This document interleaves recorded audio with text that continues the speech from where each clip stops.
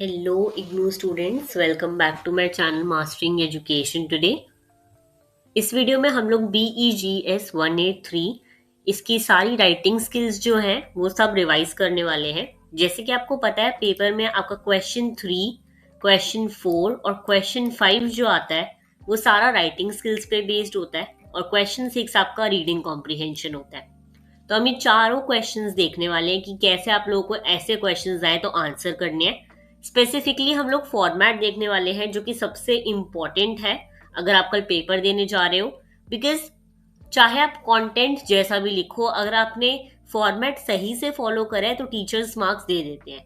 Okay, तो हम सारे क्वेश्चंस के एक एक करके फॉर्मेट देख लेते हैं। ओके, फर्स्ट हम लोग देखने वाले हैं कॉम्पोजिशन या फिर पैराग्राफ। ठीक है, ये क्वेश्चन नंबर 3 आपको आता है। इसका क्वेश्चन होता है right a well structured composition with a clear beginning, body and conclusion on the following topic. कोई टॉपिक दे देंगे, उस पर कॉम्पोजिशन लिखना है आपको। ठीक है, 7 मार्क्स का होता है ये, 150 to 180 वर्ड्स का आपको लिखना होता है इसे। ठीक है, अगर अब हम इसका सबसे पहले फॉर्मेट समझें तो हम देखते हैं कि यहाँ पे क्या बोला गया है और कैसे लिखना है। ओके, टॉपिक देखो है steps to be taken for water conservation in our neighbourhood. Okay, this is the topic. अब हम देखते हैं फॉर्मेट क्या है। सबसे पहले आता है इंट्रोडक्शन। ओके, इंट्रोडक्शन में आपको सिर्फ 1 या 2 लाइंस का लिखना होता है और इसमें आप टॉपिक की इंपॉर्टेंस बताते हो। जैसे कि यहाँ पे देखो टॉपिक है steps to be taken for water conservation in our neighbourhood, है ना। तो सबसे पहले आपने क्या करा है, आपने इसकी जरूरत बताई है कि क्यों जरूरी है। ये इसेंशियल होता है to ensure supply for future generation and to reduce waste.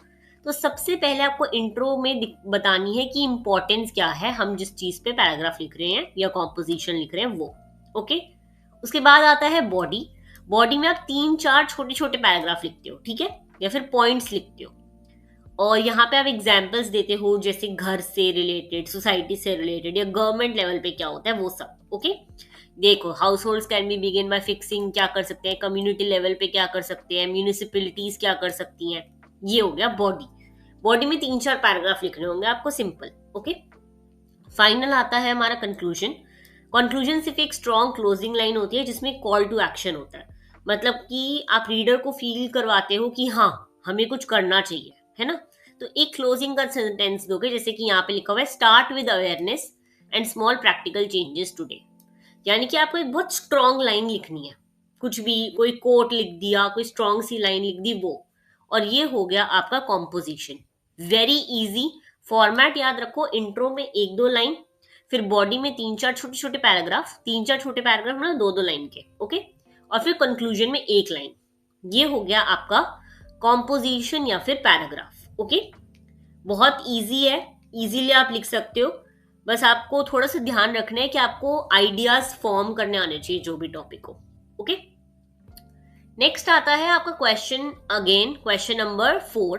देखो यहाँ पे आपको क्या लिखना होता है, फॉर्मल लेटर लिखना होता है। क्या लिखना होता है, फॉर्मल लेटर। ओके, यहाँ पे आप देख सकते हो कि यहाँ पे भी आप फॉर्मल लेटर लिख रहे हो। इस क्वेश्चन में बेसिकली 5 मार्क्स का होता है और आपको 100 से 120 वर्ड्स लिखने होते हैं। ठीक है, एग्जाम में कॉमन क्वेश्चंस आते हैं कि जॉब एप्लीकेशन लेटर लिखो या फिर प्रिंसिपल को फैसिलिटीज के लिए रिक्वेस्ट करते हुए लेटर लिखो, ऐसे आएंगे।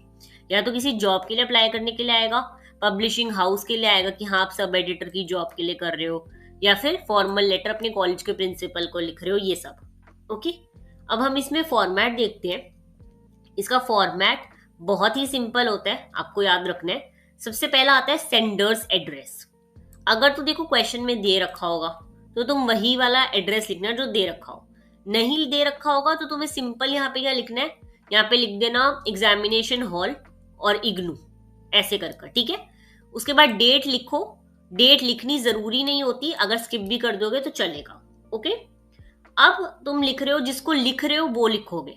जैसे कि देखो यहाँ पे तुम लोग मैनेजर को लिख रहे हो पब्लिशिंग हाउस के, ठीक है, तो मैनेजर, एबीसी पब्लिशिंग हाउस और सिटी जो भी होगी उसकी। तो पहले सेंडर्स एड्रेस, डेट और फिर रिसिपिएंट का एड्रेस, यानी कि जो भी जिसको लिख रहे हो लेटर वो। ठीक है, फिर आ जाता है सर या मैडम, जो भी जिसको आप लिख रहे हो। ठीक है, अगर कुछ मेंशन नहीं कर रखा तो दोनों लिखोगे, सर/मैडम। ठीक है, फिर इंट्रो करोगे, जैसे ये वाली जो लाइन है ना ये सेम रहेगी, I wish to apply for the post of, अब यहाँ पे कुछ भी आ सकता है, एडवर्टाइज ऑन योर वेबसाइट। अब ये सब एडिटर को हटा दो, कोई भी पोस्ट यहाँ पे आ सकती है, ठीक है।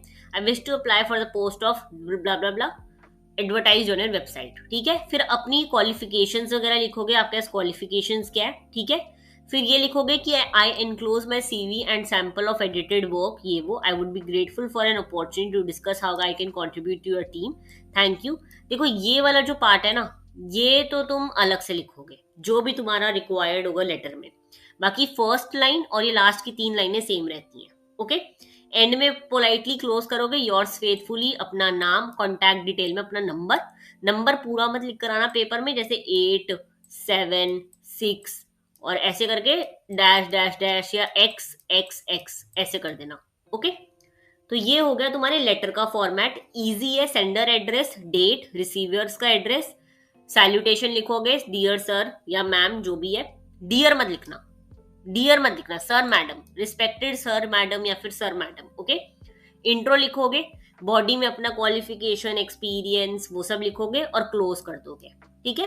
क्लोज करोगे, योर्स फेथफुली, अपना नाम, contact detail, simple, very easy question. Next move करते हैं, नेक्स्ट क्वेश्चन आता है आपका रिपोर्ट पे। देखो यहाँ पे आ रहा है, the institution which you work has taken several steps for efficient waste management in your campus, write a brief report. अब आ गया रिपोर्ट वाला क्वेश्चन, ठीक है। यहाँ पे ये आता है 6 मार्क्स का, 120 से 150 वर्ड्स लिखने होते हैं, ठीक है। एग्जाम में क्वेश्चंस आते हैं जैसे कि कैंपस वेस्ट मैनेजमेंट पे आपको रिपोर्ट लिखो, या फिर ट्री प्लांटेशन ड्राइव हुआ उस पर रिपोर्ट लिखो, ये सब। अगर इसका फॉर्मेट देखें तो देखो टाइटल आता है सबसे पहले, कि टाइटल क्या होगा तुम्हारे उसका, यहाँ पे देखो जैसे दे रखा है, report on campus waste management initiative, जो भी तुम्हारे क्वेश्चन में लिखा होगा वो लिखोगे, ठीक है। टू लिखना हो तो ये ऑप्शनल होता है, जरूरी नहीं होता, ओके। फ्रॉम लिखोगे कि तुम किससे बिलोंग करते हो, डेट लिखोगे और फिर इंट्रोडक्शन, ठीक है।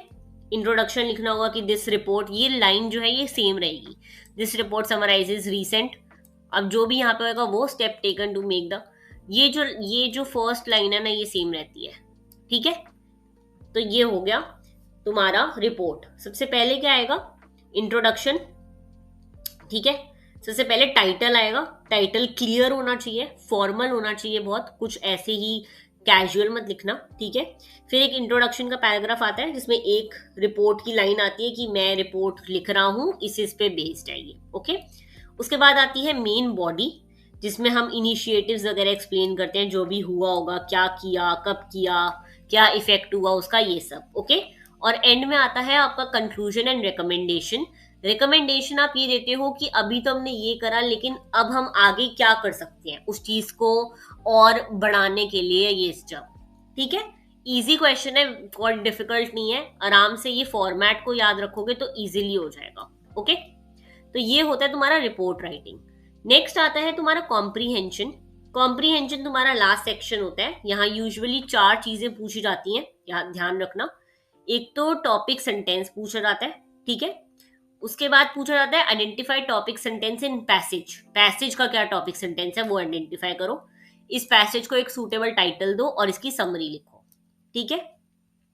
अब अगर हम डिस्कस करें तो सबसे पहले आएगा define topic sentence, okay. Topic sentence वो लाइन होती है जो पूरे पैराग्राफ का मेन आइडिया बताती है, ओके। तो समरी लिखते वक्त सिर्फ मेन पॉइंट्स लिखने होते हैं, डिटेल्स नहीं, ये याद रखना, ओके। यहाँ पे तुम्हें सिर्फ एक लाइन बतानी है, जैसे कि देखो यहाँ पे दे रखा है based on C level passage, है ना। तो यही होती है कि तुम्हारा पूरा जो पैराग्राफ है वो किस लाइन पे बेस्ड है वो बताना है, ओके। फिर आता है quote point two sentence in a passage, एक कोई सेंटेंस तुम्हें ढूंढना होता है पैसेज में जो पूरे पैराग्राफ का क्रक्स निकाल रहा है, पूरे पैसेज का, ओके। फिर तुम्हें एक शॉर्ट टाइटल देना होता है, कुछ भी अपने हिसाब से, जो भी तुम पढ़ोगे कॉम्प्रीहेंशन में, जैसे ये कॉम्प्रीहेंशन है, ठीक है। तुमने ये सारा कॉम्प्रीहेंशन पढ़ा, उसके बाद तुम अपने हिसाब से एक कोई टाइटल दोगे, ठीक है, कि क्या तुम टाइटल दे सकते हो इसे, वो आ गया। और उसके बाद लास्ट जो आती है वो होती है समरी। अब समरी में तुम यही सब लिखोगे कि समरी जरूरी क्यों है, इसका मेन आइडिया क्या था पूरे पैसेज का, पैसेज के आइडिया को 2-3 सपोर्ट करते हुए पॉइंट्स बना दोगे, ठीक है। और इसका एक क्लोजिंग सेंटेंस लिख दोगे। थोड़ा रीडिंग कॉम्प्रीहेंशन डिफिकल्ट होता है, इसके लिए टाइम निकाल के रखना। लास्ट में 2 घंटे का पेपर है तो एटलीस्ट 20 मिनट्स to 25 मिनट्स इसके लिए निकाल के रखना, वरना नहीं हो पाएगा। ओके, इसको टाइम चाहिए।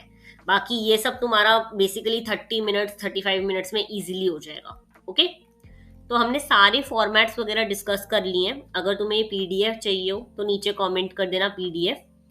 All the very best for your exam. मैं दोनों थियोरेटिकल जो वीडियोस हैं, जो हमने पार्ट 1 पार्ट 2 में करी है डिस्कस, सारे थियोरेटिकल क्वेश्चंस, उसकी मैं वीडियो का लिंक नीचे डाल दूंगी। वो वीडियो जरूर देख लेना, उसमें मैंने सब कुछ डिस्कस करा है। ओके, क्लियर शब्दों में हर चीज डिस्कस करी है मैंने। बाकी अब तुम्हारी राइटिंग स्किल्स की भी प्रैक्टिस हो गई है तो एग्जाम अच्छा ही जाएगा। All the very best, do not panic, सब अच्छा होगा। मिलते हैं नेक्स्ट वीडियो में। Thank you so much.